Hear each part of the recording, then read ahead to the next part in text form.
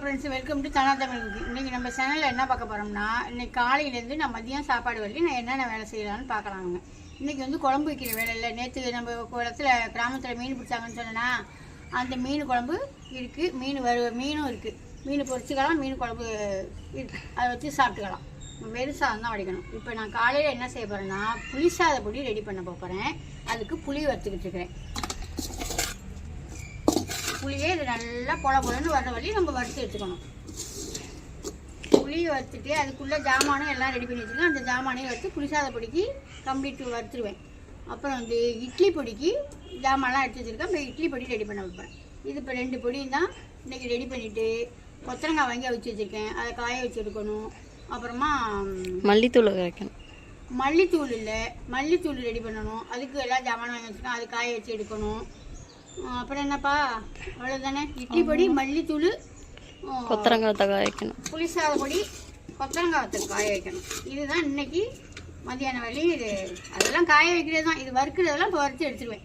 புளிசாத பொடி என்ன போட்டுட்டு வேலை பார்க்குறேன்னு நினைக்காதீங்க. அதுக்கு வந்து அப்படியே விளக்கு எரியுதில்ல, அந்த மாதிரி மினுக்கு தான் எரியணும். அப்போ தான் அது நல்லா வறுபடும். நம்ம வேகமாகலாம் வச்சு இது பண்ண முடியாது. சிம்மில் வச்சு நம்ம கேசரி போய் சிம்மில் வச்சு கூட வறுக்கலாம்.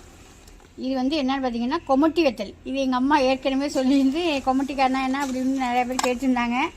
இது வந்து கொமட்டி வத்தல் தாங்க எங்கள் ஊரில் சொல்லுவோம். கொமட்டிக்காரன் தான் சொல்லுவோம். கொமட்டிக்காயில் பெருசு ஒன்று இருக்குது, அது பேரும் கொமட்டிக்காய் தான் சொல்லுவாங்க. இதையும் நாங்கள் இப்படி தான் சொல்லுவோம். எங்கள் ஊரில் இப்படி தான் சொல்லுவோம். இது வந்து வத்தலாக வாங்கிட்டு வந்தாங்க. நான் இது ஒரு ஊரில் வாங்கிட்டு வந்தேன். 1 கிலோ இது வாங்கிட்டு வந்தேன். இது வத்தல் எனக்கு ரொம்ப பிடிக்கும், எண்ணெயில் போட்டு பொரிச்சு சாப்பிட. அதுக்காக 1 கிலோ வாங்கிட்டு வர சொன்னேன். இது எங்கே வாங்கினதுன்னா வேளாண் சைடு வாங்கினது வாங்கிட்டு வந்தாங்க. இதை வந்து இப்போ நான் என்ன செஞ்சுக்கேன்னா, இதை கொண்டு வந்து வாயில் போட்டு பார்த்தா இல்லை உப்பும் இல்லை, மோரும் இல்லை, எதுவுமே இல்லை. சும்மாவே பறிச்சுட்டு கொஞ்சம் இப்படி கீந்துட்டு காய வச்சுருப்பாங்க போல இருக்குது. இதை இப்போ நான் என்ன செஞ்சுருக்கேன்னா, 1 லிட்டர் பால் வாங்கி நைட்டே உரகுத்தி, நேற்று காலையிலே உரகுத்தி வச்சுருந்தேன். நேற்று நைட்டு அள்ளி அந்த மோரில் போட்டு தேவையான உப்பை போட்டு அமுக்கி வச்சுருந்தேன். இதை அள்ளி இப்போ எனக்கு உதவி விடணும். இது 2 நாளைக்கு இந்த மோர் ட்ரையாக நல்லா இழுக்கிற வழி இந்த மோர்லேயே அள்ளி போட்டு காய வச்சோம்னா கரெக்டாக இருக்கும். மிதுக்கு வத்தல்னு சொல்கிறாங்க சில பேர். சில பேர் என்ன செய்யணும், என்ன மிதுக்கு வத்தல் அப்படின்னு சொல்லுவாங்க. எங்கள் ஊரில் வந்து இது குமுட்டிக்காய் தான், குமுட்டிக்காய் வத்தல் தான். இந்த செடி என்ன செடின்னு தெரிஞ்சதுன்னா கமாண்டில் சொல்லுங்கள். நல்லா கடை சொல்லுங்க. மீ சூப்பராக வந்துக்கிட்டு இருக்கு பாருங்க. இது என்ன செடின்னு தெரிஞ்சதுன்னா கமாண்டில் சொல்லுங்கள். இப்போ புளிசாத பொடிக்கு வறுத்து வெயிலில் வச்சுட்டேன். இப்போ வந்து இடியப்பத்துக்கு மாவு சரியாக போயிட்டு இடியப்ப மாவுக்கும் முறுக்கு மாவும் ரெடி பண்ணிடலாம். அதுக்கு அரிசியை வந்து போட்டுக்குவோம். 2 இது வந்து முறுக்கு மாவும் நல்லா இப்போ போயிட்டுருக்கு. அதனால் இப்போ முறுக்கு மாவும் ரெடி பண்ணிடலாம். இப்போ எல்லாத்தையும் முறுக்கு மாவு கழுவி காய வச்சிடலாம். இடியப்பத்துக்கு ஊற வச்சு திருவைக்கு கொடுத்து விட்டுடலாம்.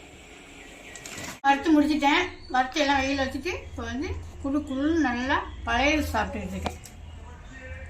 இப்போ பழையதும் மீன் குழம்பும் தொட்டுக்கிட்டு சாப்பிட்றேன். சாப்பிட்டு போய் என்ன செய்யணும்னு பார்க்கலாம். இப்படி தானே வறுக்கணும், இப்படி தானே நீங்கள் வறுக்கிறீங்க? ஆமாம், இப்படி தானே வறுத்துக்கோங்க. இப்படி தானே வறுக்குதுங்களா? இப்படிதான் வறுத்துக்கணும். எல்லாமே வறுத்துக்கிங்க, கரெக்டாக தான் இருக்கும். இது இப்போ வெயிலில் வச்சா சரியாக இருக்கும். மத்தியானத்துக்கு மேலே போய் அரைச்சிட்டு வந்துடும். ஆமாம், இது கொஞ்சோண்டு பிச்சு போட்டு சின்னதாக பிச்சு போட்டுக்க சொல்லியா? பிச்சு போட்டுக்குவேன். காய வச்சுக்கீங்கன்னா சேர்த்து வெயிலில் வச்சிங்கன்னா சாப்பாடு கொட்டி மிக்சியில் அடித்தாலும் அடிச்சு. எவ்வளோ நேரம்? 1 மணி நேரம் வச்சுருக்காங்க. ஆமாம், வறுபடாதுமா.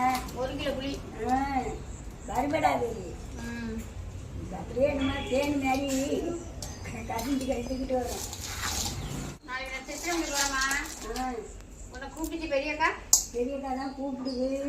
வந்துட்டு நான் உடனே வந்துடுவேன். போயிட்டு ஒரு காலையில் போயிட்டு மதியானம் வந்துடுவேன். என்னமோ தெரியல. போனால் அந்த கொல்லைப்புடி கேட்ட பார்த்துட்டு வரலாம். கீரைன்னு கீரை பிடிங்கிட்டு. ஏப்பா எவ்வளோ கீரை கொண்டுக்கிட்டு வந்து கொஞ்சமாக கொண்டுக்கிட்டு வரானே, அவ்வளோ கீரையை கொண்டுக்கிட்டு வந்தேன். இருக்குது ஒவ்வொரு தட்டு கொண்டுக்கிட்டு வந்தா என்ன 3 நாள் சேர்த்து நாங்கள் சாப்பிட்டோம். கடைஞ்சா இவ்வளோ பாப்பளவே இருக்கு. கடைஞ்சா தோணுது கொஞ்சமா இருக்க. நாங்கள் ஒரு ஃப்ரெஷ்ஷான கீரை இல்லை, அது நல்ல கீரை. அது அதனால இவ்வளவு தெரியுது பார்க்கறதுக்கு. கடைஞ்சோம்னா இவ்வளோ தான் இருக்கு. அது இஞ்சி கீரை. இனியே ஒரு கட்டு கொண்டு கடைஞ்சிட்டு இவ்வளோ தாமா இருந்துச்சு அப்படின்னு சொல்லி. ஆமாம், இஞ்சி கீரை எல்லாம் 4 நாள் வர்றதுன்னா காலையில் வாங்க. வந்துட்டு நானும் மத்தியானம் நேற்று வச்ச மீன் குழம்பு ஒரு பக்கம் சூடாகிட்டு இருக்கு. சாதம் வடித்தாச்சு.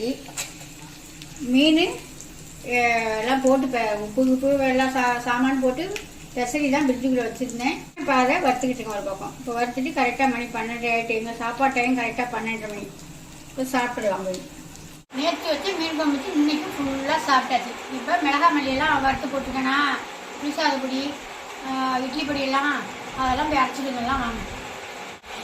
இப்போ போய் மில்லில் திருவையில் போய் எல்லாம் அரைச்சிட்டு வந்துட்டோம். இந்த பொடியை பார்த்தீங்களா, கலரை பார்த்தீங்களா எப்படி இருக்குன்னு. சூடு கிட ஆகாமல் அப்படியே ஃப்ரெஷ்ஷாக. இதை நீங்கள் எப்போ நான் பாக்கெட்டில் போட்டு அனுப்புகிறனோ நீங்கள் அந்த பாக்கெட்டை பிரிச்சிங்கன்னா மூக்கில் வச்சிங்கன்னா அப்படியே பச்சை மல்லி வாடை அப்பமல்லி வாசம் அப்படியே கும்முன்னு வாசமாக இருக்கும். ஃப்ரெஷ்ஷாக இருக்கும். உங்களுக்கு பார்த்தாலே தெரியுமே. நம்ம மில்லில் அரைக்கிறதுக்கும் திருவையில் அரைக்கிறதுக்கும் நிறைய வித்தியாசம்.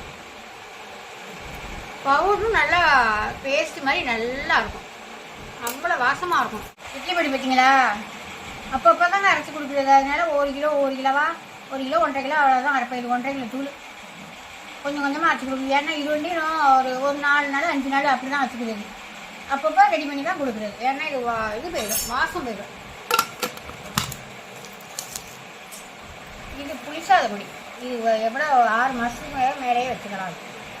இது ஒன்றுமே செய்யாது. ஏன்னா இது அப்படியே புளி தானே, புளி ஜாமான் சேர்த்துருக்கோமா, அதனால் சூப்பராக இருக்கும். இது 3 இப்போ ரெடி பண்ணியாச்சு. இந்த தூள் ஐட்டங்கள் அப்புறமா கொத்தரங்காய் வத்தல் இப்போ கொஞ்சம் போட்டிருக்கேன். கொத்தரங்காய் வத்தல் யாருக்கும் என்ன சொல்லுங்கள். அப்புறம் கூழ் வடகம், தில்லு வடகம், சவ்வரிசி வத்தல், அனைத்து வத்தலுமே இப்போ இருக்குது. ஏன்னா வெயில் கடுமையான வெயிலாக இருக்குங்க. எல்லாமே இப்போ நம்மள்கிட்ட ரெடியாக இருக்குது. யாருக்கு வேணுமோ என்ன தூள் வேணுமோ இடியப்ப மாவு அனைத்து ஜாமானுமே ரெடியாக இருக்குது. மேலே உள்ள நம்பருக்கு வாட்ஸ்அப் பண்ணி யாருக்கு வேணுமோ வாங்கிக்கோங்க. அடுத்த வீடியோவில் பார்ப்போம். பாய்.